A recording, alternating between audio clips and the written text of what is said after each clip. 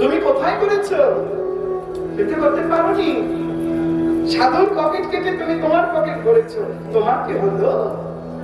আরে ভগবানেরটা দিয়ে ভগবানের সেবা হয়, তোমারটা দিয়ে ভগবানের সেবা হয় না। তুমি তো নিমিত্ত মাত্র। সমর্পণ করো, দুটো হাত ভালো করে তোলো আর হারি হারি বল।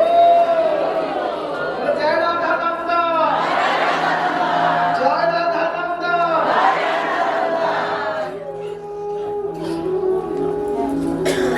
পরমেশ্বর গোপালে গর্গাচার্য মুনি বাড়িতে আসলেন, দর্শন করবেন। মা মনে মনে ভাবলেন গুরু সঠিক কিনা একটু জেনে নেই। ছেলে নিজের কোলে না রেখে জায়ের কোলে দিয়ে দিল, গোপালকে তবু কোলে নিল না। আমার মাদ্রাসাটা খুব নিয়মিত। ছেলের নামকরণ করতে গেলে মায়ের কোলে সন্তান থাকতে হবে।